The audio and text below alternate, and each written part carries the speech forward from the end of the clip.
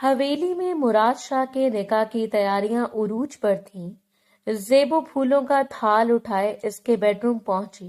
फूफो ने कहा है आपका कमरा सेट कर दूं। वो सर झुकाए रूहान सी आवाज में बोली तो मुराद ने हाथ से इसका चेहरा अपनी तरफ किया। इसकी आंखों में सुर्ख डोरियां और आंसू देख मुराद के दिल को कुछ हुआ। वो मासूम बचपन से इसकी मांग थी। जवान होते रात दिन इसकी मोहब्बत में तड़पी, मगर दौलत के फर्क ने शाहिदा बेगम को अंधा कर दिया। इन्होंने बिना बताए हशमत खान की बेटी से रिश्ता जोड़ा, जिसके नाम कई मुरब्बे थे। मुराद शाह को सोचते ज़ेबो को बेड पर पटकता, इसके ऊपर झुका इसे बेतहाशा चूमने लगा। छोड़े मुझे, दरवाजा खोलाए कोई देख लेगा। यही तो मैं चाहता हूँ, वो बेबाक हाथों से। छोड़े मुझे मुराद, दरवाजा खुलाए कोई देख लेगा। ज़ेबो ने हाँफते हुए अपने कांपते हाथों से मुराद के सीने को पीछे धकेलने की नाकाम कोशिश की। इसकी आवाज में खौफ और इल्तिजा दोनों शामिल थे, लेकिन मुराद की आंखों में इस वक्त एक वहशत, एक जुनून नाच रहा था। इसकी गिरफ्त ज़ेबो पर मजीद मजबूत हो गई। यही तो मैं चाहता हूँ ज़ेबो, सब देख ले। आज पूरी हवेली को देखने दो कि मुराद शाह की सांसों पर, इसकी धड़कनों पर, इसकी जिंदगी पर किसका हक है।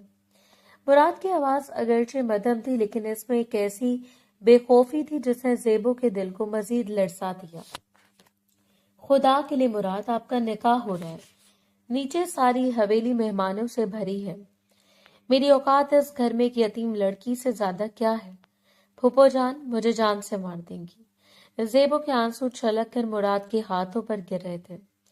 तुम्हारी औकात मेरी जान है ज़ेबो, तुम मेरी मांग हो, बचपन से मेरे नाम से मंसूब हो।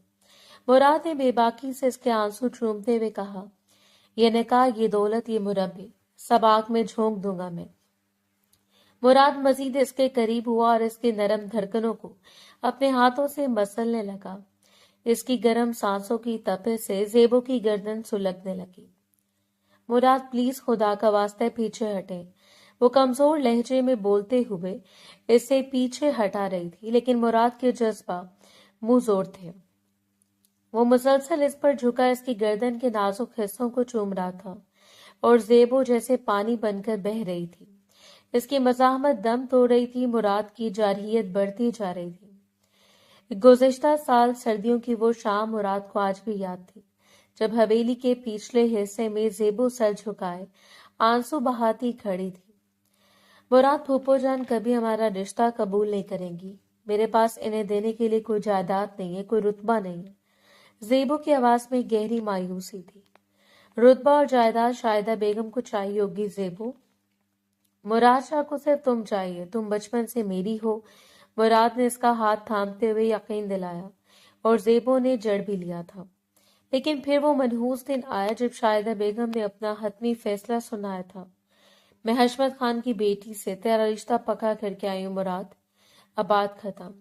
शाहिदा बेगम की आवाज पूरे ड्राइंग रूम में गूंजी थी।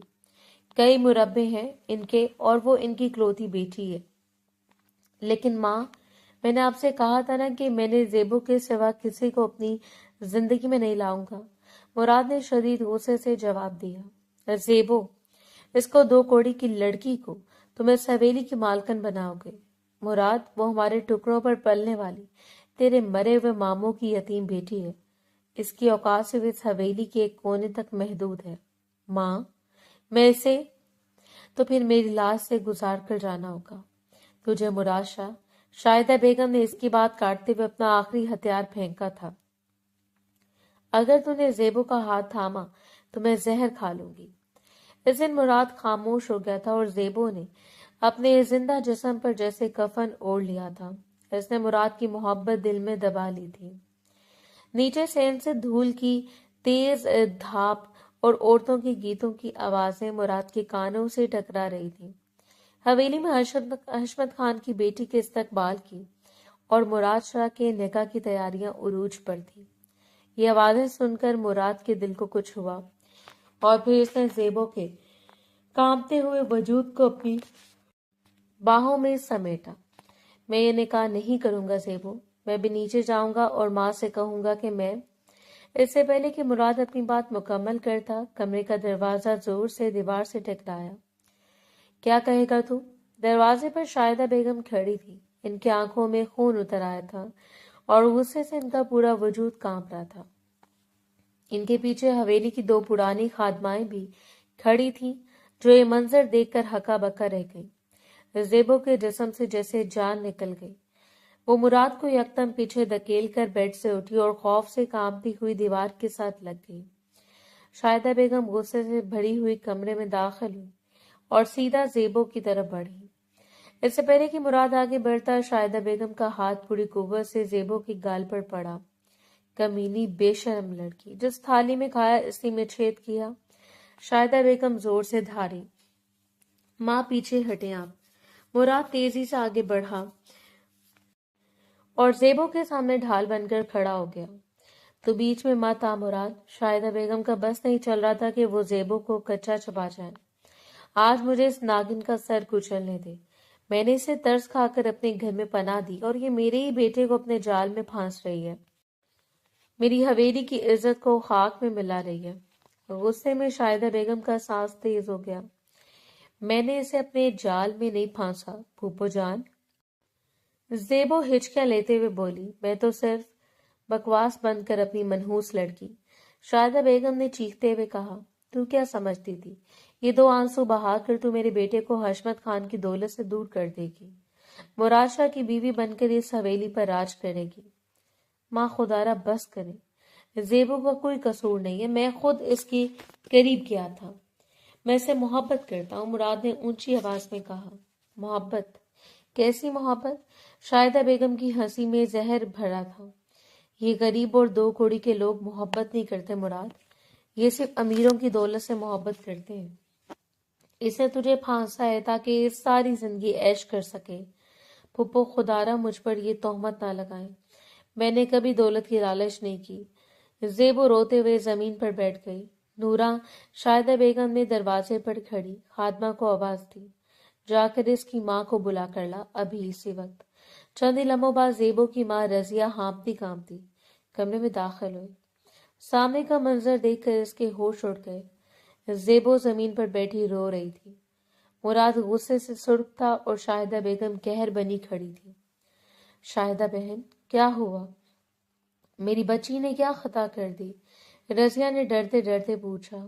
اپنی اس نکٹھو اور بے شرم بیٹی کی کرتوت دیکھ رضیہ، شاہدہ بیگم نے رضیہ کی طرف انگلی اٹھاتے ہوئے کہا، تیری بیٹی میرے بیٹے کو ورگلا رہی ہے۔ میں آج اپنے بیٹے کا نکاح کر رہی ہوں اور یہ منحوس یہاں اس کے کمرے میں ڈیرا جمائے بیٹھی ہے، اس کی باہوں میں یہ مزے کر رہی۔ نہیں شاہدہ، میری زیبو ایسی نہیں ہے، وہ تو صرف پھول سجانے آئی تھی۔ رضیہ نے روتے ہوئے زیبو کو گلے لگا لیا۔ بچی ہے وہ شاہدہ بہن، معاف کر دیں۔ بچی نے ڈائے نہیں ہے۔ شاہدہ بیگم آگے بڑھی اور رضیہ کے بالکل قریب آ گئی۔ ان کی آنکھوں میں خطرناک چمک تھی۔ انہوں نے رضیہ کے کان کے قریب اپنا چہرہ کیا اور ایک ایسی سرگوشی کی جو صرف رضیہ سن سکی۔ رضیہ، اگر تو چاہتی ہے کہ تیرا وہ پرانا راز جو تو نے دنیا سے چھپا کر رکھا ہے اور جس کی وجہ سے تیرے خاوند نے خودکشی کی تھی، وہ راز میں پوری حویلی اور پورے گاؤں کو نہ بتاؤں، تو اسی وقت اس لڑکی کو یہاں سے لے کر دفع ہو جا، ورنہ یاد رکھ تم دونوں ماں بیٹیوں کو گاؤں والے پتھر مار مار کر سنگسار کر دیں گے۔ یہ سننا تھا کہ رضیہ کے چہرے کا رنگ ایسے اڑ گیا جیسے کسی نے اس کے جسم کا سارا خون نچوڑ لیا ہو۔ اس کی آنکھیں خوف سے پھیل گئیں اور اس کے ہونٹ بری طرح کانپنے لگے۔ اس نے بے یقینی اور دہشت سے شاہدہ بیگم کی طرف دیکھا۔ کیوں رضیہ، اب زبان کیوں بند ہو گئی تیری؟ شاہدہ بیگم نے پیچھے ہٹتے ہوئے فاتحانہ مسکراہٹ کے ساتھ کہا، لے جا اپنی بیٹی کو یہاں سے، اور آج کے بعد اس کی شکل میرے بیٹے کو نظر نہ آئے۔ چل زیبو، اٹھ۔ رضیہ کی آواز میں ایک عجیب سی لرزش اور دہشت تھی۔ اس نے سختی سے زیبو کا بازو پکڑا۔ اماں، مجھے کہاں لے جا رہی ہو؟ اماں، کیا کہا ہے پھپھو نے آپ کو؟ زیبو نے مزاحمت کرنے کی کوشش کی۔ میں نے کہا چل یہاں سے۔ رضیہ نے لگ بھگ چیختے ہوئے زیبو کو کھینچا۔ ہمیں اس حویلی میں نہیں رہنا، چل یہاں سے۔ زیبو کہیں نہیں جائے گی مومانی جان۔ मुराद ने आगे बढ़कर ज़ेबो का दूसरा बाजू पकड़ लिया। आप इसे इस तरह जलील करके नहीं निकाल सकती मुराद शाह, रजिया ने रोते हुए हाथ जोड़ दिए। खुदा के वास्ते हमें जाने दो, तुम अपनी जिंदगी जियो और हमें हमारे हाल पर छोड़ दो। मैं तुम्हारे आगे हाथ जोड़ती हूँ, मेरी बेटी को बख्श दो। मुमानी, आप ये क्या कर रही हैं? माँ ने क्या झूठ बोला आपसे? मुराद ने बेबसी से चिल्लाया। किसी ने कुछ नहीं बोला, बस हमें जाने दो। रजिया ने एक झटके से ज़ेबो को मुराद की गिरफ्त से छुड़वाया। अम्मा, मुराद, मुराद मुझे बचा ले, मुराद। ज़ेबो रोती और चीखती रही, लेकिन रजिया इसका हाथ पकड़े से घसीटते हुए कमरे से बाहर ले गई। मुराद बेबसी और सदमे से अपनी जगह पर खड़ा रह गया। वो आगे बढ़ना चाहता था, लेकिन शाहिदा बेगम इसके सामने खड़ी थी। शादी की शेरवानी पहनने की तैयारी कर मुराद, बारात का वक्त हो रहा है। शाहिदा बेगम ने सट मेहरी से कहा, और मुराद, जिसकी नजर जमीन पर थी जहां ज़ेबो की वो फूलों की थाली जो अब जमीन पर उल्टी पड़ी थी, और वो फूल जो इसकी मोहब्बत की तरह कदमों तले रोंदे जा चुके थे, और ज़ेबो की हिचकियां अब भी इसकी कानों में गूंज रही थी। शाहिदा बेगम कमरे के वस्त में खड़ी, अपने दुपट्टे के पल्लू को दुरुस्त करते हुए अब भी जहर उगल रही थी। इनके चेहरे पर एक फातिहाना सुकून था, जैसे इन्होंने किसी बहुत बड़ी बला से निजात पा ली हो। शुक्र है इस गंध से जान छूटी। मुराद, तुम देख रहे थे इसके तेवर, कैसी ढिठाई से तुम्हारे साथ लगी खड़ी थी।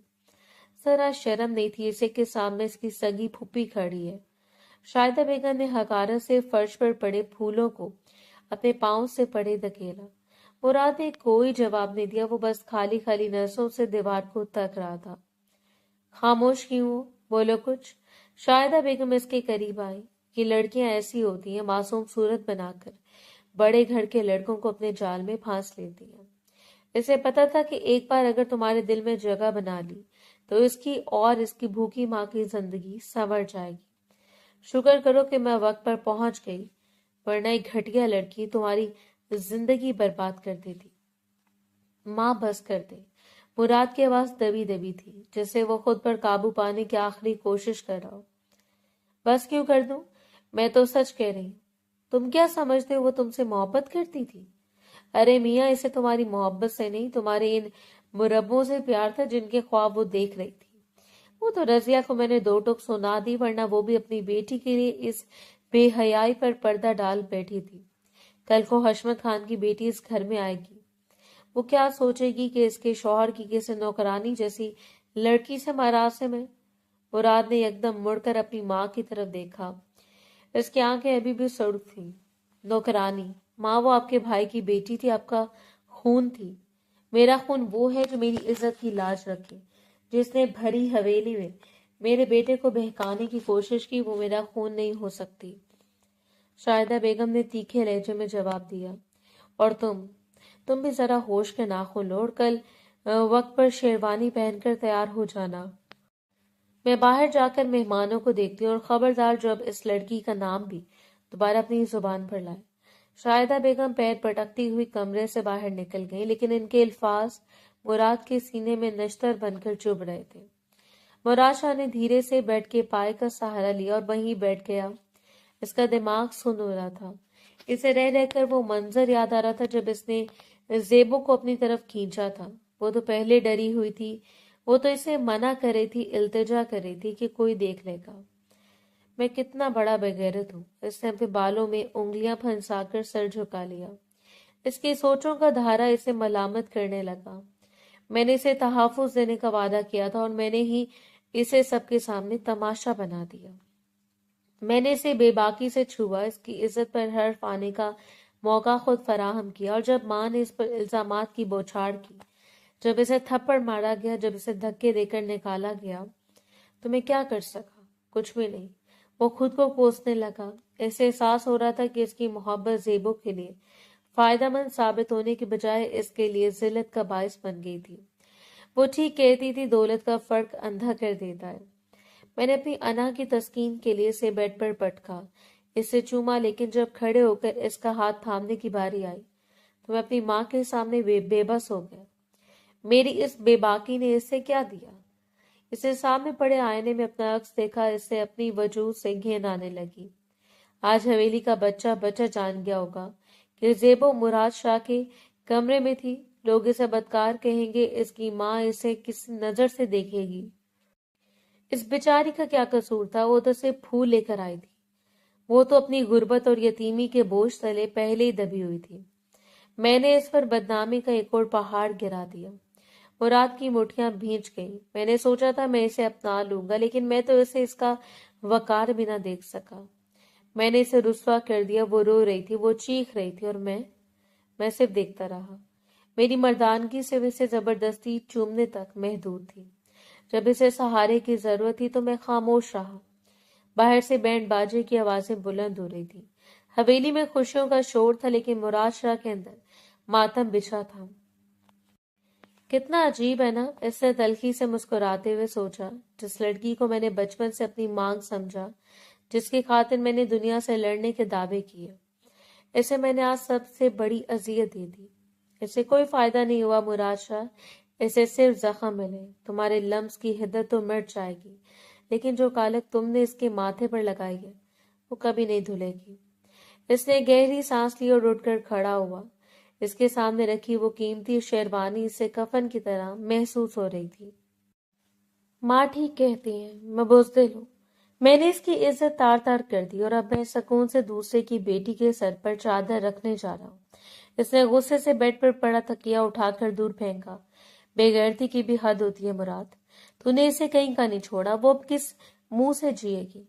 इसका मुजरिम तो मैं हूँ, सिर्फ मैं। कमरे के बाहर से फिर किसी ने दस्तक दी। शाहजी, बेगम साहिबा बुला रही है। बारात का वक्त हो गया है।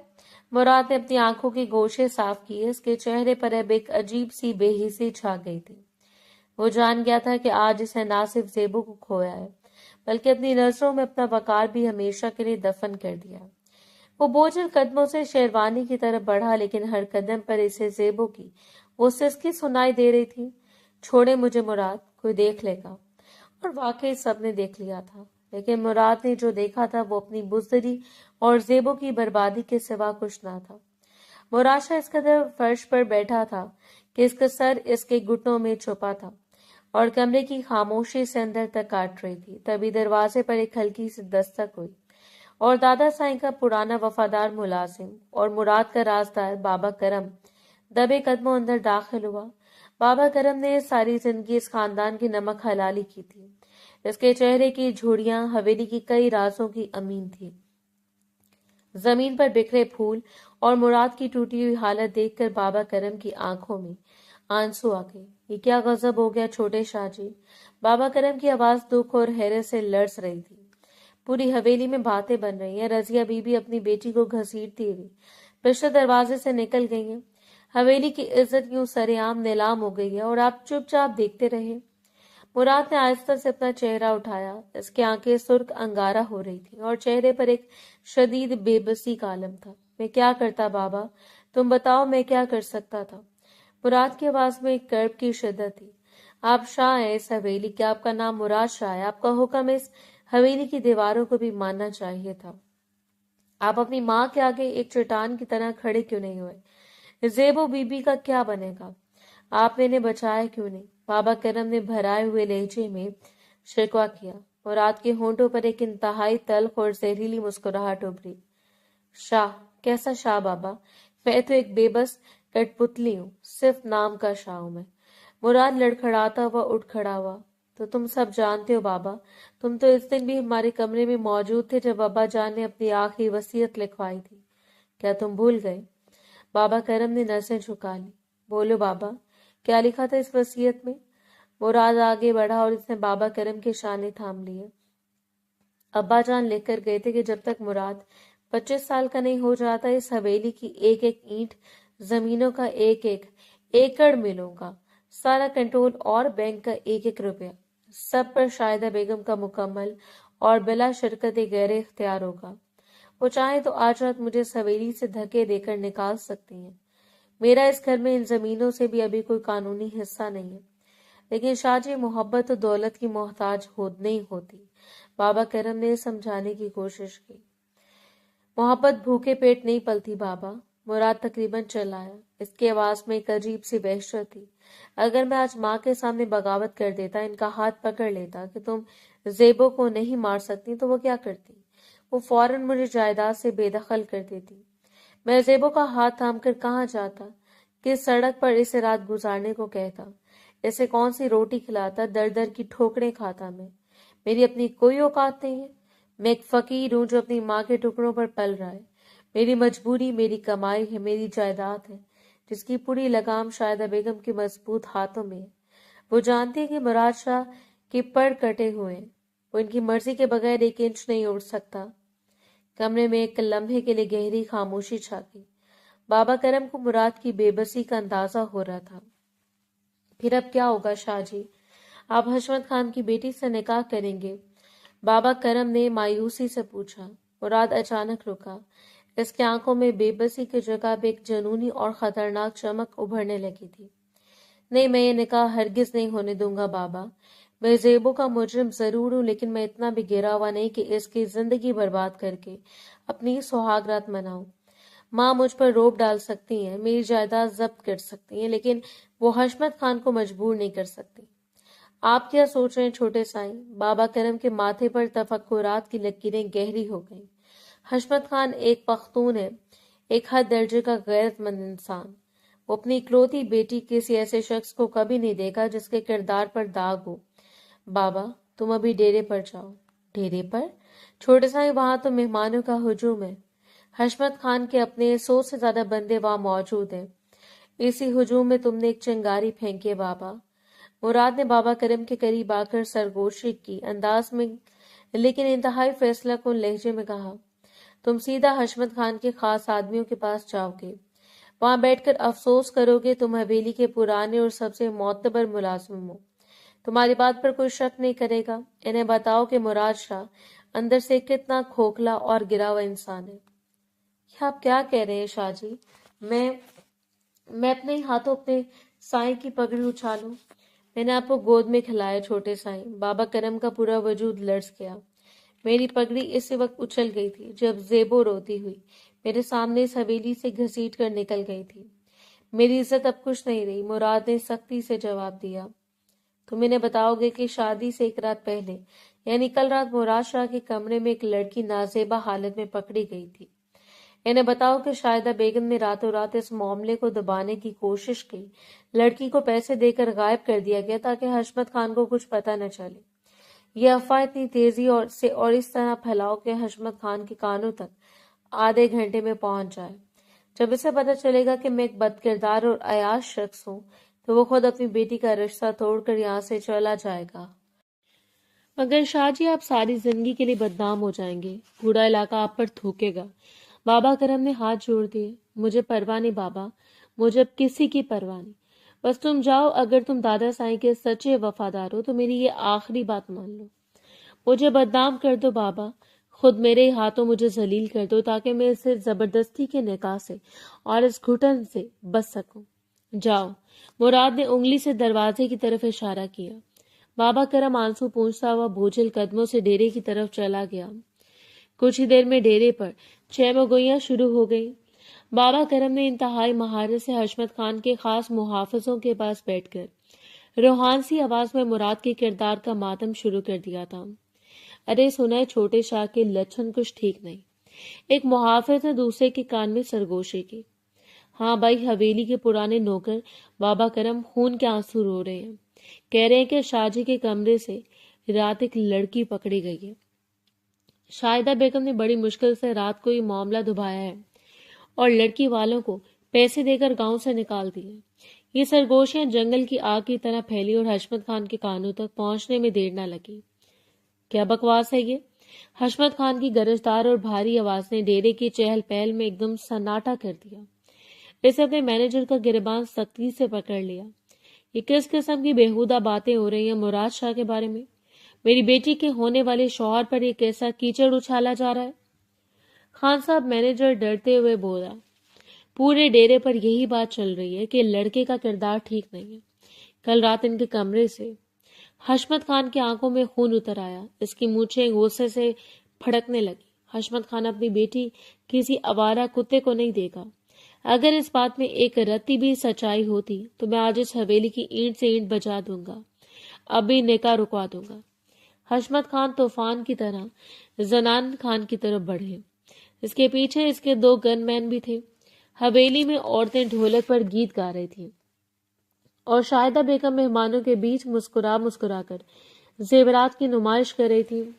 بیگم صاحبہ، حشمت خان نے اپنی اونچی اور سخت آواز میں پکارا جس نے گیتوں کی آواز کو دبا دیا۔ مجھے آپ سے تنہائی میں بات کرنی ہے، ابھی اور اسی وقت۔ شاہدہ بیگم حشمت خان کے غضبناک تیور دیکھ کر ایک لمحے کو ٹھٹک گئی۔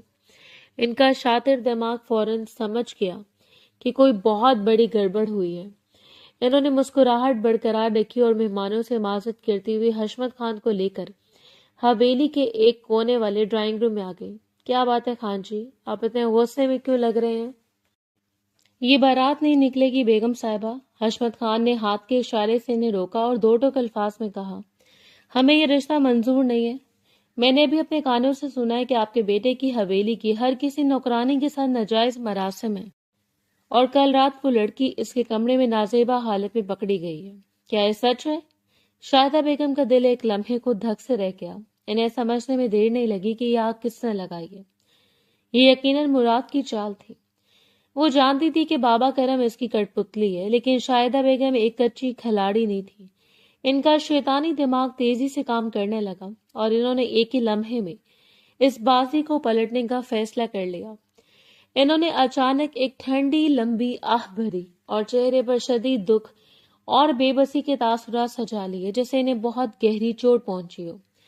خان جی، مجھے آپ سے یہ امید نہیں تھی۔ آپ جیسے سمجھدار اور بردبار اور جہاں دیدہ انسان بھی نوکروں کی اڑائی ہوئی افواہوں پر کان دھرنے لگے۔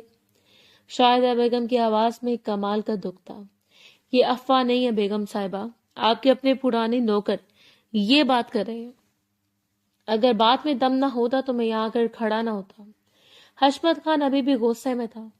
نوکر تو بات کریں گے خان جی، شاہدہ بیگم نے انتہائی اعتماد اور وقار سے کہا۔ جب کسی غریب کی لاٹری نکلنے سے رہ جائے گی، جب ان کی بلیک میلنگ ناکام ہو جائے گی، تو گلی کوچوں میں بھونکتے تو رہیں گے۔ سچائی وہ بالکل نہیں ہے جو آپ نے سنی ہے یا جو آپ کو بتائی گئی ہے۔ تو سچ کیا ہے؟ بتائیں مجھے کہ کل رات لڑکی کمرے میں نہیں تھی؟ حشمت خان نے کڑکدار آواز میں پوچھا۔ بات کا آدھا حصہ سچ ہے، شاہدہ بیگم نے انتہائی سنجیدگی سے جواب دیا۔ لڑکی کمرے میں تھی، لیکن میرے بیٹے مراد نے اسے نہیں بلایا تھا۔ شاہدہ بیگم نے ایک قدم آگے بڑھایا اور انتہائی رازدارانہ اور مظلوم لہجے میں بولی، خان جی، آپ تو خود اتنے بڑے زمیندار ہیں۔ آپ جانتے ہیں جب اتنی بڑی جائیداد ہو، دولت ہو، تو غریب رشتہ دار گدوں کی طرح منڈلاتے ہیں۔ اس لڑکی کا نام زیبو ہے، جو میرے مرحوم بھائی کی بیٹی تھی۔ میں نے ترس کھا کر انہیں حویلی میں پناہ دی، لیکن اس کی ماں رضیہ چاہتی تھی کہ کسی طرح اس کی بیٹی مراد کو اپنے جال میں پھانس لے اور ان کی غربت ہمیشہ کے لیے ختم ہو جائے۔ حشمت خان خاموشی سے سن رہا تھا۔ شاہدہ بیگم کی اداکاری اتنی جاندار تھی کہ اس کا غصہ رفتہ رفتہ کم ہو رہا تھا۔ کل رات اس بے شرم لڑکی نے خود کو میرے مراد کے کمرے میں زبردستی گھسانے کی کوشش کی۔ وہ تو میرا بیٹا پارسا اور نیک کردار ہے۔ اس نے اسے قریب آتے ہی پیچھے دھکیل دیا اور فوراً مجھے آواز دی۔ خان جی، میں نے خود اس لڑکی کو تھپڑ مار کر اسی وقت حویلی سے نکالا۔ میں نے اپنی سگے رشتہ دار کو دھکے دیے اور وہ اس کی ماں اس ذلت کا بدلہ لینے کے لیے اور ہمارے اس رشتے سے جل کر نوکروں کو پیسے دے کر میرے پاک دامن بیٹے پر کیچڑ اچھال رہی ہیں تاکہ آپ رشتہ توڑ دیں اور وہ دوبارہ میرے بیٹے پر ڈورے ڈال سکیں۔ حشمت خان زیادہ دنگ رہ گیا۔ کیا واقعی ایسا ہوا تھا؟ یہ سب ان کی سازش ہے۔ آپ خود عقل مند ہیں خان جی، خود سوچیں، اگر میرے بیٹے کے کردار میں کھوٹ ہوتا تو کیا میں خود اس لڑکی کو دھکے دے کر نکالتی؟ کیا میں اس بات کو چھپانے کی کوشش نہ کرتی؟ یہ صرف آپ کی بیٹی کی قسمت سے جلنے والوں کی چال ہے۔ وہ چاہتے ہیں کہ کسی طرح یہ نکاح ٹوٹ جائے اور وہ میرے مراد پر قابض ہو جائیں اور اس حویلی کی مالکن بن جائیں۔ لیکن میں مراد کی ماں ہوں، میں جیتے جی ایسا نہیں ہونے دوں گی۔ میرا بیٹا تو آج بھی اندر کمرے میں سر جھکائے اپنی بارات نکلنے کا انتظار کر رہا ہے اور آپ یہاں آ کر مجھ پر تہمت لگا رہے ہیں۔ شاہدہ بیگم نے اپنی آنکھوں میں نکلی آنسو لاتے ہوئے اپنا دوپٹہ سر پر درست کیا۔ حشمت خان کا باقی ماندہ غوثہ جھاگ کی طرح بیٹھ گیا۔ ایسے شاہدہ بیگم کی من گھڑت کہانی مکمل طور پر سچ لگی اور اسے اپنی جلد بازی پر شرمندگی ہونے لگی۔ مجھے معاف کر دے بیگم صاحبہ، حشمت خان نے شرمندگی سے سر جھکا لیا اور اپنے ہاتھ جوڑ لیے۔ میں واقعی غصے اور جذبات میں آ گیا تھا۔ آپ سچ کہہ رہی ہیں، دولت مندوں کی دشمن اور حاسد بہت ہوتے ہیں۔ مراد شاہ جیسا ہیرا اور پاک دامن بیٹا میں کسی صورت نہیں کھوؤں گا۔ آپ تیاری مکمل کریں، میں باہر جا کر ان افواہوں اڑانے والوں کی زبانیں کھینچتا ہوں۔ نکاح کا وقت ہو گیا ہے، یہ کہہ کر حشمت خان تیزی سے باہر نکل گیا۔ شاہدہ بیگم کے چہرے پر آنسوؤں کی جگہ اب ایک انتہائی شفاق اور فاتحانہ مسکراہٹ نے جگہ لے لی تھی۔ انہوں نے ڈرائنگ روم کا دروازہ کھولا اور باہر گیلری میں قدم رکھا۔ ان کی نظر سامنے کھڑے مراد پر پڑی، جو ابھی تک شیروانی ہاتھ میں لیے کھڑا تھا۔ وہ اندر کی ساری گفتگو سن چکا تھا۔ مراد سمجھ چکا تھا کہ اس کا آخری اور سب سے خطرناک داؤ بھی بری طرح الٹا پڑ گیا ہے۔ اس کی ماں کی چالاکی اور مکار ذہن نے اسے ہر طرف سے مات دے دی تھی۔ اس کی خود کو بدنام کرنے کی قربانی بھی رائے گا گئی تھی۔ شاہدہ بیگم آہستہ آہستہ چلتی ہوئی اس کے پاس آئیں اور اس کے کندھے پر اپنا بھاری ہاتھ رکھا۔ مراد، ان کی آواز میں ایک سرد اور زہریلی دھمکی تھی، اپنی ماں کے ساتھ چالیں چلنے کی کوشش کبھی مت کرنا۔ تم ابھی 25 کے نہیں ہوئے۔ جس بساط سے تم مہرہ چلنے کی کوشش کر رہے تھے، اس بساط کی بادشاہ میں ہوں۔ تیری ہر چال کا توڑ ہے میرے پاس۔ چل اب شرافت سے شیروانی پہن اور نیچے چل کر نکاح نامے پر دستخط کر، ورنہ حشمت خان کو بتانے کے لیے میرے پاس اور بھی بہت سی کہانی ہیں۔ مراد کے اندر کا بچا کچا انسان بھی دم توڑ چکا تھا۔ وہ اب ایک ہارا ہوا جواری تھا جس کے پاس لٹانے کے لیے کچھ نہیں بچا تھا۔ وہ ایک بے جان کٹ پتلی کی طرح سر جھکائے بغیر کچھ کہے اپنے کمرے کی طرف مڑ گیا تاکہ وہ شیروانی پہن سکے جو آج اس کے عشق کا کفن ثابت ہونے والی تھی۔ حویلی کا وسیع صحن ٹرکوں اور گاڑیوں سے بھرا ہوا تھا۔ حشمت خان نے اپنی اکلوتی بیٹی کو رخصت کرتے وقت دولت کے وہ انبار لگائے تھے کہ دیکھنے والوں کی آنکھیں خیرہ ہو گئی تھی۔ قیمتی فرنیچر، مہنگے قالین، الیکٹرانکس کا جدید ترین سامان، گاڑیوں کی چابیاں اور سونے کے زیورات سے بھرے بکسے۔ شاہدہ بیگم کی آنکھیں پھٹی کی پھٹی رہ گئیں۔ ان کے چہرے پر لالچ اور خوشی کا وہ تاثر تھا جسے وہ چھپا نہیں پا رہی تھی۔ وہ بار بار سونے کے سیٹ کو ہاتھ لگاتی اور پھر بڑے فخر سے حویلی کی دوسری عورتوں کو دیکھتی۔ دیکھا تم سب نے، اسے کہتے ہیں خاندانی اور رئیس لوگوں کے رشتے۔ میرے مراد کے نصیب جاگ گئے ہیں۔ شاہدہ بیگم کا سینہ چوڑا ہو گیا تھا، لیکن اس حویلی کے ایک سجے ہوئے کمرے میں مراد شاہ کا وجود ایک زندہ لاش سے کم نہیں تھا۔ وہ دروازے کے باہر کھڑا اندر جانے سے کترا رہا تھا۔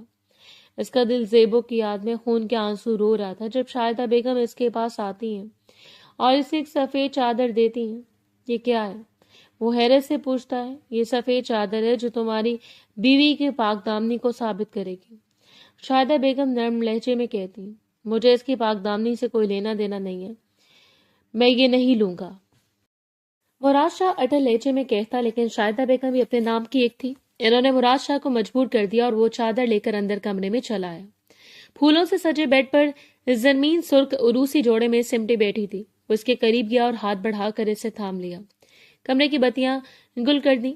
مراد کے لیے وہ لمحات کسی اذیت سے کم نہ تھے۔ اس کے ذہن پر زیبو کا چہرہ مسلط تھا، جبکہ اس کا جسم ایک ایسی عورت کے ساتھ تھا جس کے لیے اس کے دل میں کوئی جذبہ نہیں تھا۔ یہ قربت محبت کی نہیں بلکہ صرف ایک جاہلانہ رسم کو پورا کرنے کی مجبوری تھی۔ رات کے آخری پہر کمرے کی خاموشی ایک بھیانک چیخ اور تلخ کلامی سے ٹوٹی۔ کمرے کی ساری بتیاں روشن تھیں۔ مراد شاہ بیڈ کے پاس کھڑا اس سفید چادر کو ہاتھ میں پکڑے زرمین کو غصے اور تمسخر بھری نظروں سے دیکھ رہا تھا۔ چادر بالکل بے داغ تھی، اس پر خون کا کوئی نشان نہیں تھا۔ مراد جس کے اندر پہلے زرمین اور اس شادی کے خلاف لاوا پکڑا تھا، اسے زرمین کی تسلیل کرنے کا ایک زبردست موقع مل گیا تھا۔ کہاں ہے تمہاری پاکیزگی کا ثبوت زرمین؟ مراد کی آواز پورے کمرے میں گونجی۔ اس نے وہ سفید چادر زرمین کے منہ پر دے ماری۔ تمہارا باپ تو بڑی غیرت اور پختون روایات کی باتیں کرتا تھا نا، تو بتاؤ کیا بھیجوں حشمت خان کو؟ یہ کوڑی چادر۔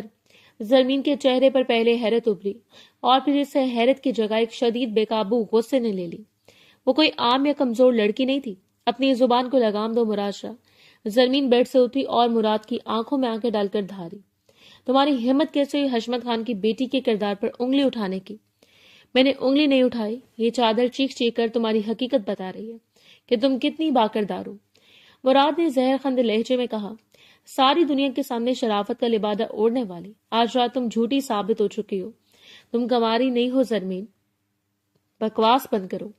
زرمین نے پاس پڑا شیشے کا جگ پوری قوت سے زمین پر دے مارا، ایک زوردار چھناکا ہوا اور شیشے کے ٹکڑے پورے کمرے میں بکھر گئے۔ ان کی تیز آوازوں اور جگ ٹوٹنے کے شور نے حویلی میں سنسنی پھیلا دی۔ چند ہی لمحوں میں دروازہ زور سے کھلا اور شاہدہ بیگم گھبرائی ہوئی حالت میں کمرے میں داخل ہوئی۔ کیا ہو رہا ہے یہاں؟ یہ کیسا طوفان برپا کیا ہوا ہے تم دونوں نے؟ شاہدہ بیگم نے شیشے کے ٹکڑوں اور زمین کے غضبناک چہرے کو دیکھ کر پوچھا۔ یہ طوفان میں نے نہیں، آپ کے اس جاہل بیٹے نے برپا کیا آنٹی۔ زرمین نے شاہدہ بیگم کی طرف مڑ کر کہا، یہ مجھ پر بدکرداری کا الزام لگا رہا ہے۔ کیا کر رہی ہو تم بہو؟ شاہدہ بیگم کے ہوش اڑ گئے۔ انہوں نے تیزی سے مراد کی طرف دیکھا۔ مراد، یہ کیا بکواس ہے؟ تو پاگل ہو گئے کیا؟ میں پاگل نہیں ہوا ماں جی، آپ جا کر دیکھیں اس چادر کو۔ مراد نے چادر کی طرف اشارہ کیا۔ حشمت خان نے دھوکہ دیا ہے ہمیں، اس نے ایک ایسی لڑکی میرے پلے باندھ دی ہے جو پاک دامن نہیں ہے۔ میں آج اسے طلاق دے کر اس کے باپ کے گھر پھینک کر آؤں گا۔ شاہدہ بیگم کا دل دھک سے رہ گیا۔ انہیں زرمین کی عزت یا کردار کی کوئی پرواہ نہیں تھی۔ ان کی آنکھوں کے سامنے وہ کروڑوں روپے کا جہیز، وہ گاڑیاں، وہ سونا اور وہ مربع گھوم گئے جو حشمت خان نے دیے تھے۔ اگر زرمین طلاق لے کر گئی تو وہ سب کچھ واپس لے جائے گی اور حشمت خان اس حویلی کی اینٹ سے اینٹ بچا دے گا۔ شاہدہ بیگم نے فوراً رنگ بدلا۔ زیبو جیسی غریب لڑکی پر جھوٹا الزام لگا کر اسے گھر سے نکالنے والی شاہدہ بیگم آج ایک امیر لڑکی پر لگے الزام کو دبانے کے لیے فوراً ڈھال بن گئی۔ بکواس بند کر مراد، تیری زبان کھینچ لوں گی میں۔ شاہدہ بیگم نے آگے بڑھ کر مراد کے سینے پر زور سے دھکا دیا۔ میری بہو ایک خاندانی اور عزت دار گھرانے کی بیٹی ہے، تو نے ضرور کوئی غلط فہمی پالی ہے۔ ماں بندی ہو گئی ہیں آپ، اس جہیز کی چمک میں یہ چادر بے داغ ہے۔ مراد نے جھنجھلاتے ہوئے کہا، چادر کو آگ لگا دوں گی میں۔ شاہدہ بیگم چلائیں، میری بہو حشمت خان کی بیٹی ہے، وہ سونے کی طرح کھڑی ہے، تو اس کے کردار پر کیچڑ اچھال کر میرے گھر کو برباد کرنا چاہتا ہے۔ میں جیتے جی ایسا نہیں ہونے دوں گی۔ واہ ماں، غریب زیبو پر آپ بنا کسی ثبوت کی تہمت لگا دی تھی اور آج ثبوت سامنے ہے تو آپ اس امیر بہو کے قدموں میں گر رہی ہیں۔ مراد نے انتہائی تلخی سے طنز کیا، خبردار جو تُو نے اس 2 کوڑی کی لڑکی کا نام اس کمرے میں لیا۔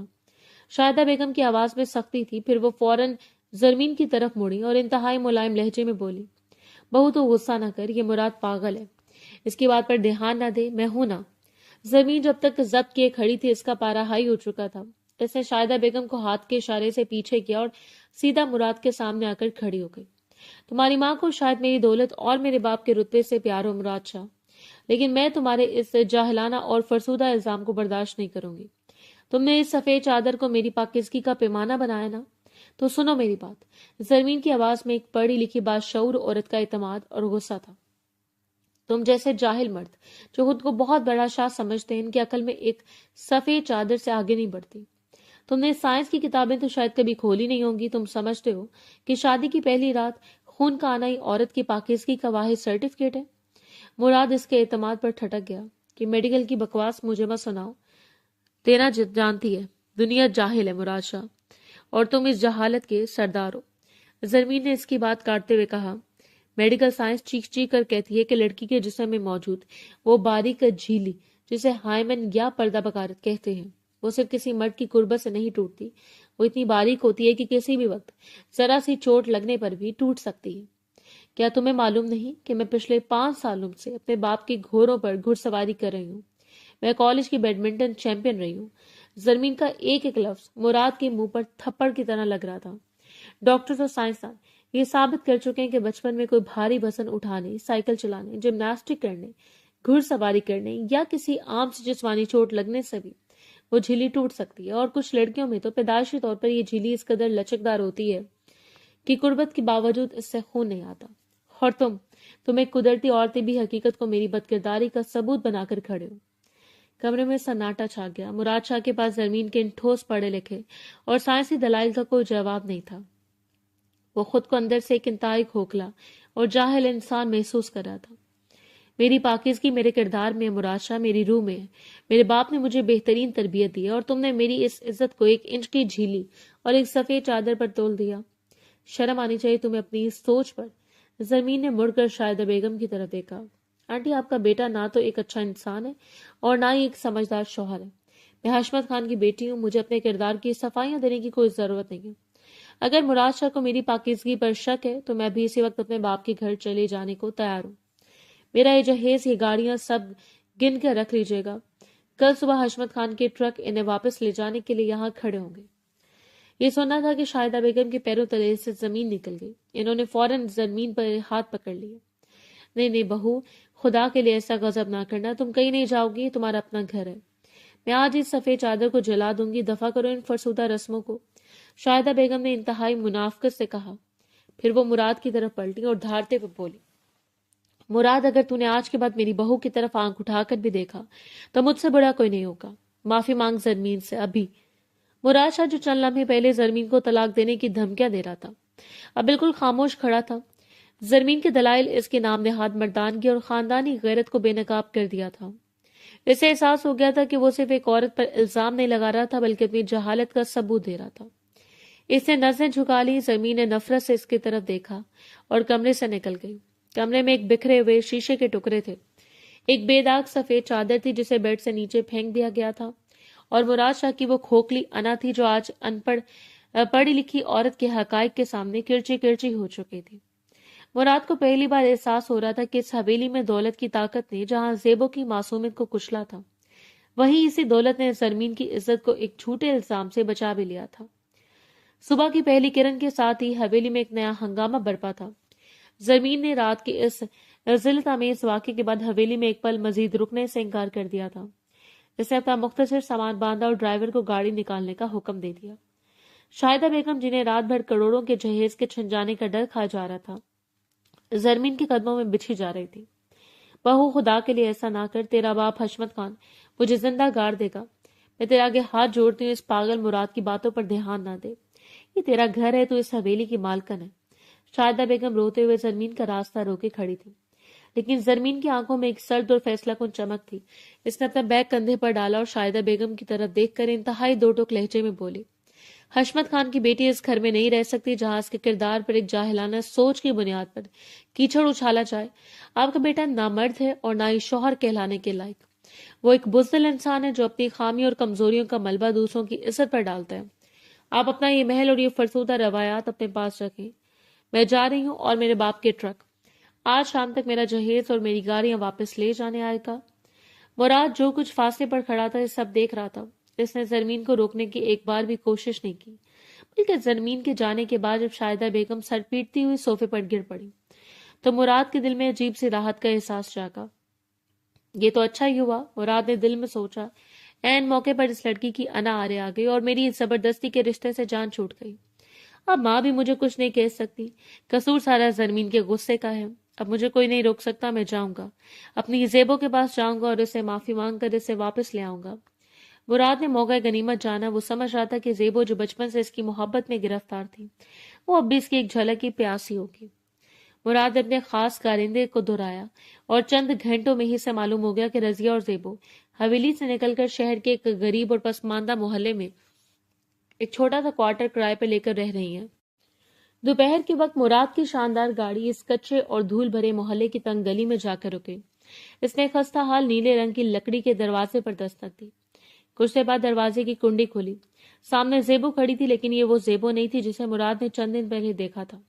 इसकी आंखों के गिर्द गहरे हल्के थे, चेहरे की रंगत उड़ी हुई थी और इसकी आंखों में जो मुराद के लिए कभी मोहब्बत और हया की चमक हुआ करती थी, आज वहां सिर्फ एक सर्द और बेजान राख थी। ज़ेबो ने मुराद को देखा तो इसके माथे पर बल पड़ गए। इसने दरवाजे को फौरन बंद करने की कोशिश की, लेकिन मुराद ने अपना हाथ बीच में रख दिया। ज़ेबो, रुको, खुदारा मेरी बात सुन लो, मुराद ने इल्तिजाइया लहजे में कहा। क्या बात सुन लो मुराद शाह? ज़ेबो की आवाज में इतनी सर्दमहरी थी कि मुराद अंदर तक ठिठर गया। अब क्या रह गया है? क्या कोई और इल्जाम बच गया है जो तुम और तुम्हारी माँ मुझ पर लगाना भूल गए थे? मुझे अंदर आने दो ज़ेबो, दरवाजे पर खड़ी होकर तमाशा मत बनाओ, मोहल्ले वाले देख रहे हैं, मुराद ने इधर उधर देखते हुए कहा। ज़ेबो के होंठों पर एक इंतहाई जहरीली और तंजिया मुस्कुराहट उभरी। तमाशा? तुम तमाशे की बात कर रहे हो मुराद शाह? हवेली में मेरा तमाशा बनाते वक्त तो तुम्हें मेरी इज्जत की कोई परवाह नहीं थी। तब तो तुम खुद चीख चीख कर कह रहे थे कि दरवाजा खुला रहने दो, कोई देख लेगा। तो देख ले, तो आज क्यों डर रहे हो? आओ खड़े रहो इस कच्ची गली में और सबको देखने दो। जेबो का लहजा तीर की तरह सीधा और मुराद के सीने में पेवस्त हुआ। मुराद का सर नदामत से झुक गया। वो धक्के से दरवाजा खोलकर सहन में दाखिल हो गया। अंदर एक छोटी सी चारपाई बिछी थी और किचन के नाम पर एक कोने में चंद बर्तन थे। ये गुर्बत मुराद के दिल को चीर गई। मैं शर्मिंदा हूँ जेबो, मैं जानता हूँ मैंने तुम्हारे साथ बहुत ज्यादती की है, लेकिन मेरा यकीन करो, मैंने जरमीन को छोड़ दिया, वो अपने घर चली गई है। अब हमारे दरमियान कोई रुकावट नहीं है, मैं तुम्हें लेने आया हूँ। मुराद ने आगे बढ़कर जेबो का हाथ पकड़ने की कोशिश की, लेकिन जेबो ने एक झटके से अपना हाथ पीछे खींच लिया और 2 कदम पीछे हट गई। खबरदार मुराद शाह, जो मुझे छूने की कोशिश की। जेबो की आवाज में गुस्सा था। तुम्हें क्या लगता है मुराद शाह की अना मुतमईन हो गई तो वह वापस आ जाएगा और जेबो एक वफादार कुत्ते की तरह इसके कदमों में बैठकर दुम हिलाने लगेगी? जेबो, तुम ऐसा क्यों कह रही हो? तुम जानती हो मैं तुमसे कितनी मोहब्बत करता हूँ। मैं मजबूर था।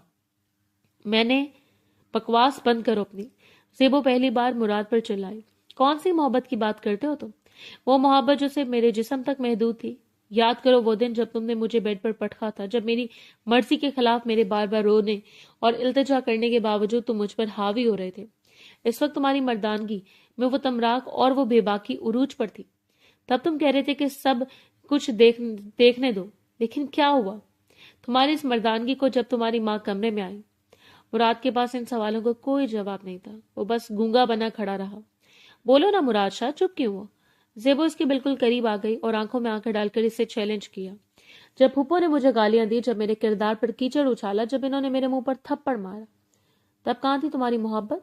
तब क्यों नहीं आए तुम मेरे सामने ढाल बनकर? तुम तो खड़े खामोशी से मेरी जात का तमाशा देखते रहे। मैं माँ के सामने बगावत नहीं कर सकता था। जेबो, तुम समझने की कोशिश करो।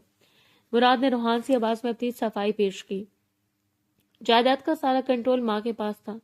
अगर मैं इससे लड़ता हो तो वो मुझे जायदाद से बेदखल कर देती। मैं तुम्हें सड़कों पर नहीं रोलना चाहता था। मैंने तो खुद को भी बदनाम करने की कोशिश की थी ताकि वो रिश्ता टूट जाए। जायदाद, जेबो ने एक तल्ख कहका लगाया जिसमें आंसुओं की नमी थी। तुम्हारी औकात बस इतनी है मुराद शाह, तुम मोहब्बत और दौलत के तराजू में हमेशा दौलत को ही चुनोगे। क्या मैंने कभी तुमसे हवेली मांगी थी? क्या मैंने कभी मुरब्बे मांगे थे? मुझे तुम्हारी जायदाद की नहीं, तुम्हारी जरूरत थी। मैं तो उस दिन तुम्हारे साथ 2 जोड़ों में हवेली से निकलने को तैयार थी। अगर तुम मेरा हाथ पकड़कर कह देते कि माँ ये मेरी इज्जत है, इस पर हाथ उठाने से पहले आपको मेरे मुंह पर थप्पड़ मारना होगा। मुराद जमीन की तरफ देख रहा था। इसकी आंखों से आंसू गिर रहे थे। मैं डर गया था जेबो, मुझसे गलती होगी, मैं तुम्हारा मुजरिम हूं, मुझे एक मौका दे दो। मौका? कैसा मौका? जेबो की आंखों में शदीद हकारत थी। तुमने मेरी इज्जत का सरेआम जनाजा निकाल दिया। तुमने मुझे इस काबिल नहीं छोड़ा कि मैं किसी से आंख मिला सकूं। मेरी माँ जिसने इस हवेली में बरसों नौकरानियों की तरह काम किया, इसे तुम लोगों ने रातों रात इस तरह धक्के दिए जैसे वो कोई चोर हो, और तुम कहते हो कि मैं तुम्हें मौका दूं। जेबो, मैं तुम्हारे कदमों में गिरने को तैयार हूं। मैं तुम्हें निकाह करके बाइज्जत तरीके से हवेली लेकर जाऊंगा। मुराद ने रोते हुए कहा और सच में जेबो के कदमों की तरफ झुकने लगा। पीछे हटो। जेबो ने इसे सख्ती से रोका। मुझे तुम्हारा निकाह नहीं चाहिए। जिस शख्स के पास अपनी औरत को इज्जत और तहफ्फुज देने की हिम्मत ना हो, वो मर्द कहलाने के लायक नहीं होता। तुमने मुझे बेड पर गिराकर जो बेबाकी दिखाई थी, वो मोहब्बत नहीं थी मुराद शाह, वो तुम्हारी हवस और तुम्हारी अना थी कि गरीब जेबो तो मेरे लिए हर वक्त हाजिर है।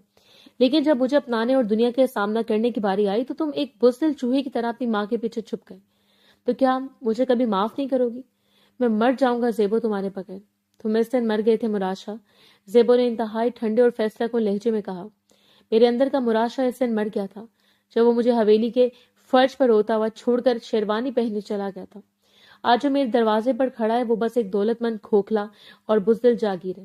मुझे इससे कोई हमदर्दी नहीं है। जेबो, मुराद ने आखिरी बार इल्तिजा की। जाओ यहाँ से। जेबो ने दरवाजे की तरफ इशारा किया। तुम ना अमीर औरत को संभाल सके और ना गरीब की इज्जत रख सके। अब जाओ और अपनी माँ की इस जायदाद के साथ जाकर दफन हो जाओ जिसकी खातिर तुमने मेरी जिंदगी बर्बाद की। ये कहकर जेबो मुड़ी और अंदर कमरे में चली गई। इससे पलट कर एक बार फिर मुराद की तरफ नहीं देखा। मुराद शाह वहां कच्चे सहन में तनहा खड़ा था। वो बोझल कदमों से दरवाजे से बाहर निकला और वो नीला खस्ता हाल दरवाजा इसके मुंह पर हमेशा हमेशा के लिए बंद हो गया। जरमीन का सामान गाड़ियों में लादा जा चुका था और वो लाउंज में सोफे पर इंतहाई शहाना और मगरूर अंदाज में बैठी थी। شاہدہ بیگم ایک کونے میں کھڑی اپنے آنسو پونچھ رہی تھی. ان کے چہرے پر کروڑوں کے جہیز کے جانے کا ماتم صاف آیا تھا. مراد کو اندر آتا دیکھ زمین سے اپنی جگہ سے اٹھی. آ گئے تو زرمین کی آواز میں ایک طنزیہ کاٹ تھی. کہاں گئے تھے؟ اپنی اس نام نہاد محبت کی بھیک مانگنے جس کی عزت تم نے کل رات میرے قدموں میں نیلام کر دی تھی. شکل بتا رہی ہے کہ وہاں سے بھی دھتکارے گئے. تم جا رہی ہو تو جاؤ زرمین، مجھ پر طنز کے تیر مت چلاؤ. میرے پاس اب مزید کسی بات کا کوئی جواب نہیں ہے، وہ رات نے تھکے ہوئے لہجے میں کہا، اور وہ اپنے کمرے کی طرف بڑھنے لگا. جواب تو تمہیں دینا پڑے گا مراد شاہ. زرمین نے ایک قدم آگے بڑھ کر اسے روکا. اس کے ہاتھ میں وہ بے داغ سفید چادر تھی جو اس نے رات مراد کے منہ پر ماری تھی. میں جا رہی تھی، لیکن جانے سے پہلے میں نے اپنی خادمہ گلبانو سے سختی سے پوچھا کہ یہ چادر کس نے دی تھی. مراد ٹھٹک کر رک گیا. شاہدہ بیگم کے چہرے کا رنگ اچانک فک ہو گیا. زرمین نے شاہدہ بیگم کی طرف ایک زہریلی نظر ڈالی اور پھر مراد سے بولی، جانتے ہو یہ چادر تمہاری ماں نے دی تھی؟ شاہدہ بیگم ہکلانے لگی. نہیں، یہ جھوٹ بول رہی ہے، بکواس کر رہی ہے. چپ رہیے، زرمین نے دھاڑتے ہوئے کہا. آپ کی حقیقت کھل چکی ہے. آپ جانتی تھی کہ میں ایک آزاد خیال اور ماڈرن لڑکی ہوں. آپ چاہتی تھی کہ شادی کی پہلی رات ہی مجھے سفید چادر کے جال میں پھنسا کر مجھ پر بد کرداری کا جھوٹا الزام لگایا جائے تاکہ میں ساری زندگی آپ کے اور آپ کے بیٹے کے قدموں میں دبی رہوں.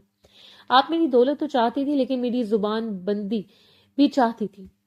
مراد نے اپنے بال نوچ لیے. ماں، آپ کس قدر گر سکتی ہیں؟ آپ نے ایک بے گناہ لڑکی کو بلیک میل کرنے کے لیے اتنا گھٹیا کھیل کھیلا. اور تم نے کیا کیا مراد شاہ؟ تم نے بنا سوچے سمجھے مجھ پر تہمت لگا دی. زرمین آگے بڑھی اور مراد کی آنکھوں میں آنکھیں ڈال کر بولی، تم مجھے طلاق دینے کی دھمکیاں دے رہے تھے نا؟ تو مجھے طلاق. میں حشمت خان کی بیٹی ہوں، مجھے تمہارے نام کی کوئی پرواہ نہیں ہے، لیکن یاد رکھنا طلاق دینے سے پہلے اپنا نکاح نامہ ضرور پڑھ لینا. مراد کی آنکھوں میں الجھن ابھری. نکاح نامہ؟ ہاں. زرمین نے حقارت سے ہنستے ہوئے کہا، میرے باپ حشمت خان نے پورے یوں ہی کروڑوں کا جہیز نہیں دیا. اس نکاح نامے میں حق مہر کے کھانے میں یہ پوری حویلی میرے نام لکھوائی تھی، اور تم نے نشے میں دھت جاگیر کی طرح، اور تمہاری ماں نے دولت کے لالچ میں اندھے ہو کر اس پر دستخط کیے تھے. یہ حویلی، یہ دیواریں، یہ چھت اب میری ملکیت ہے. اگر تم نے مجھے طلاق دی تو تمہیں صرف مجھے چھوڑنا نہیں پڑے گا، بلکہ تمہیں اور تمہاری ماں کو اسی وقت ان کپڑوں میں یہ حویلی چھوڑ کر سڑک پر جانا پڑے گا. مراد کے پیروں تلے سے زمین نکل گئی. اسے یاد آیا کہ حشمت خان نے واقعی حق مہر میں حویلی کا مطالبہ کیا تھا، اور شاہدہ بیگم نے یہ سوچ کر دستخط کروا دیے تھے کہ بہو کون سا طلاق لے کر جائے گی. اب یہ حویلی مراد کی نہیں، زرمین کی تھی. وہ اپنے بچھائے ہوئے جال میں مکمل طور پر پھنس چکا تھا. زرمین، مجھے طلاق نہیں دینی. مراد نے بے بسی سے سر جھکا لیا. اس کی ساری اکڑ اور جاگیرداری ایک لمحے میں خاک میں مل گئی تھی. جانتی ہوں تم مجبور ہو، تم ایک بزدل ہو مراد شاہ. زرمین نے دو ٹوک لہجے میں فیصلہ سنایا. میں تمہارے ساتھ اس نکاح میں رہنے کو تیار ہوں. میں اپنا جہیز واپس نہیں لے جاؤں گی، لیکن میری ایک آخری اور اٹل شرط ہے. کیا شرط ہے؟ مراد نے ڈرتے ڈرتے پوچھا. تمہاری یہ سازشی ماں جس نے ہمارے رشتے میں زہر گھولنے اور مجھے بلیک میل کرنے کی کوشش کی، یہ میرے ساتھ اس گھر میں نہیں رہے گی. زرمین نے انگلی اٹھا کر شاہدہ بیگم کی طرف اشارہ کیا. میں ان کی شکل بھی برداشت نہیں کر سکتی. ہم اوپر والے پورشن میں رہیں گے اور یہ پیچھے اس کوارٹر میں جہاں کبھی وہ غریب زیبو اور اس کی ماں رہا کرتی تھی. ان کا اس حویلی کے معاملات اور ہماری زندگی میں کوئی عمل دخل نہیں ہوگا. اگر منظور ہے تو ٹھیک، ورنہ چلو نکلو میری حویلی سے. شاہدہ بیگم جو اب تک چپ تھی بلک کر رونے لگی. مراد بیٹا، تو اپنی ماں کو ان نوکروں والے کوارٹر میں رکھے گا؟ اس ڈائن کی بات نہ مان مراد. مراد نے ایک نظر اپنی ماں کو دیکھا جن کی چالاکیوں نے آج اسے اس نہج پر پہنچا دیا تھا، اور پھر زمین کو دیکھا جس کے ہاتھ میں اس کی چھت اور اس کی عزت کی چابیاں تھیں. مجھے تمہاری شرط منظور ہے زرمین، مراد نے سرد لہجے میں کہا. ماں، آج سے آپ پچھلے حصے میں رہیں گی. آپ کی نیز سازشوں نے میری دنیا اجاڑ دی. اب میں سڑک پر ڈولنے کی ہمت نہیں رکھتا. یہ الفاظ شاہدہ بیگم کے لیے موت کے پروانے سے کم نہ تھے. ان کا اپنا بیٹا، ان کی اپنی حویلی ان کی آنکھوں کے سامنے ان سے چھین چکی تھی. وہ دھارے مار مار کر رونے لگی، لیکن اب ان کے آنسو پوچھنے والا کوئی نہیں تھا. وقت گزرنے کے ساتھ شاہدہ بیگم کی زندگی ایک عذاب بن چکی تھی. وہ جس حویلی میں ملکہ بن کر راج کرتی تھی، اب اسی حویلی کے ایک پچھلے اور خستہ حال حصے میں ایک قیدی کی طرح زندگی گزار رہی تھی. زرمین نے ان پر حویلی کے اندر آنے پر مکمل پابندی لگا دی تھی. شاہدہ بیگم راتوں کو جاگ کر روتی تھی اور پچھتاتی تھی. ہائے، میں نے اپنے ہاتھوں سے اپنے پیر پر کلہاڑی مار لی. اگر میں اس غریب زیبو کو ہی مراد کی دلہن بننے دیتی تو کم از کم میں حویلی کی مالکن تو رہتی. میرا بیٹا مجھ سے چھن گیا، میری حویلی چھن گئی، لیکن ان کے اندر کی شاطر عورت اب بھی مکمل طور پر نہیں مری تھی. وہ جانتی تھی کہ اگر زرمین مراد کو طلاق دے گی تو حویلی لے کر جائے گی، لیکن اگر کوئی ایسا راستہ نکلا ہے کہ زرمین خود خلا کا مطالبہ کر دے تو قانون اور شرع کے مطابق اسے حق مہر یعنی حویلی سے دستبردار ہونا پڑے گا۔ ان کے شیطانی دماغ نے انتہائی گھٹیا منصوبہ بنایا۔ اگر زیبو کسی طرح مراد کی زندگی میں واپس آ جائے، چھپ کر چور دروازے سے، اور یہ بات زرمین کو پتہ چل جائے، تو وہ مغرور عورت اپنی انا کی خاطر مراد پر تھوک دے گی اور خلا لے کر اس گھر سے چلی جائے گی اور حویلی دوبارہ میری ہو جائے گی۔ اس خیال کے آتے شاہدہ بیگم کی آنکھیں چمک اٹھی۔ دوپہر کا وقت تھا، زیبو اپنے چھوٹے سے صحن میں بیٹھی کپڑے سی رہی تھی۔ جب دروازے پر دستک ہوئی، اس نے جا کر دروازہ کھولا تو سامنے شاہدہ بیگم کو کھڑے پایا۔ زیبو کے چہرے پر کوئی حیرت یا تاثر نہیں آیا، اس نے بس ایک سرد اور اجنبی نگاہ سے اپنی سگی پھپھو کو دیکھا جو آج بغیر زیورات کے کام سی میلی چادر میں لپٹی کھڑی تھی۔ زیبو میری بچی، مجھے اندر نہیں آنے دے گی؟ شاہدہ بیگم نے نکلی آنسو بہاتے ہوئے انتہائی مظلوم لہجے میں کہا۔ یہاں کوئی حویلی نہیں ہے پھپھو جان جہاں میں آپ کا استقبال کروں، جو بات کرنی ہے یہیں سے کیجیے۔ زیبو نے دروازے کو آدھا بند رکھتے ہوئے سختی سے کہا۔ مجھے معاف کر دے زیبو، شاہدہ بیگم نے ہاتھ جوڑ لی۔ میں لالچ میں اندھی ہو گئی تھی، میں نے تیرے ساتھ بہت برا کیا۔ دیکھ اللہ نے مجھے کیسی سزا دی ہے۔ اس امیر بہو نے مجھے میرے گھر سے نکال کر کوارٹر میں پھینک دیا ہے، اور میرا بیٹا مراد وہ آج بھی تیرے غم میں روتا ہے۔ وہ پاگل ہو گیا تیرے پیار میں۔ زیبو کے چہرے پر ایک تلخ اور زہریلی مسکراہٹ ابھری۔ یہ مگرمچھ کے آنسو کسی اور کو دکھائیے گا پھوپھو۔ آپ یہاں مجھ سے معافی مانگنے نہیں، اپنا کوئی نیا مطلب نکالنے آئی ہیں۔ سیدھی طرح بتائیں کہ کیا چاہتی ہیں؟ شاہدہ بیگم نے ادھر ادھر دیکھا اور تھوڑا قریب آ کر سرگوشی کے انداز میں بولی۔ دیکھو زیبو، تو اب بھی مراد کو چاہتی ہے نا؟ میں جانتی ہوں وہ بھی تجھے چاہتا ہے۔ تو بس اتنا کر کے رات کے اندھیرے میں راستے سے اسے مل لیا کر، اس کے فون اٹھا لیا کر، وہ خوش رہے گا۔ اور جب اس چڑیل زرمین کو پتہ چلے گا کہ مراد کے دل میں آج بھی تو بستی ہے اور وہ تجھ سے ملتا ہے، تو وہ غصے میں آ کر کھلا لے لے گی، وہ چلی جائے گی، اور پھر میں تجھے پورے مان اور عزت کے ساتھ اپنی حویلی کی مالکن بنا کر لے جاؤں گی، یہ میرا وعدہ ہے۔ زیبو کچھ دیر تک شاہدہ بیگم کا چہرہ دیکھتی رہی، اسے یقین نہیں آ رہا تھا کہ کوئی انسان اس قدر گر سکتا ہے۔ پھر اچانک زیبو نے ایک زوردار کہکا لگایا۔ اس کی ہنسی میں اتنا درد، اتنا طنز اور اتنی حقارت تھی کہ شاہدہ بیگم خود بھی سہم گئی۔ واہ پھپھو جان واہ! زیبو نے تالیاں بجاتے ہوئے کہا۔ آپ کی منافقت اور آپ کی گھٹیا سوچ کی کوئی حد نہیں ہے۔ آپ کو کیا لگتا ہے زیبو کوئی کٹ پتلی ہے، کوئی موہرا ہے جسے آپ پہلے اپنی حویلی کی عزت بچانے کے لیے لات مار کر نکال دیں، اور اب اپنی حویلی واپس پانے کے لیے اسے چور دروازے سے اپنے بیٹے کی زندگی میں گھسانا چاہتی ہیں؟ زیبو بیٹی، میں تیرے بھلے کے لیے کہہ رہی ہوں، میرے بھلے کے لیے یا اپنی حویلی کے لیے؟ زیبو دھاڑی، آپ چاہتی ہیں کہ میں ایک ناجائز عورت بن کر چھپ کر مراد سے ملوں تاکہ آپ کی مغرور بہو بدگمان ہو کر خلا لے لے اور آپ اس کا جہیز اور وہ حویلی بچ جائے جو اس نے حق مہر میں لکھوائی تھی؟ آپ میری عزت کو داؤ پر لگا کر اپنی اینٹوں کو حویلی بچانا چاہتی ہیں؟ شاہدہ بیگم ہکی بکی رہ گئی۔ انہیں اندازہ نہیں تھا کہ زیبو ان کی چال اتنی جلدی اور اتنی گہرائی سے سمجھ جائے گی۔ شرم آنی چاہیے آپ کو شاہدہ بیگم، زیبو نے انگلی اٹھائی اور اٹھا کر وارننگ دیتے ہوئے کہا۔ میں غریب ضرور ہوں، میرے پاس مربے نہیں ہیں، لیکن میرا کردار آپ کے کروڑوں کے رتبے سے زیادہ قیمتی اور بکاؤ نہیں ہے۔ مراد شاہ میرے لیے اس دن مر گیا تھا جب اس نے میری عزت کے نیلام کی تھی۔ میں اس کا تھوکا ہوا نوالا چبانے کے لیے زندہ نہیں ہوں۔ زیبو خدا کے لیے ایسا نہ کر، میرا بیٹا مر جائے گا، میری حویلی میرے ہاتھ سے نکل جائے گی۔ شاہدہ بیگم رونے لگی۔ اسے مر جانے دیں اور حویلی کے ملبے تلے دب کر اپنی لالچ کا ماتم کرے۔ زیبو نے انتہائی بے رحمی سے فیصلہ سنایا۔ یہ آپ کے اپنے بوئے ہوئے بیج ہیں پھپھو جان، اب فصل تو آپ کو ہی کاٹنی پڑے گی۔ جس دولت کی خاطر آپ نے رشتوں کو کچلا تھا، آج وہی دولت آپ کا گلا گھونٹ رہی ہے۔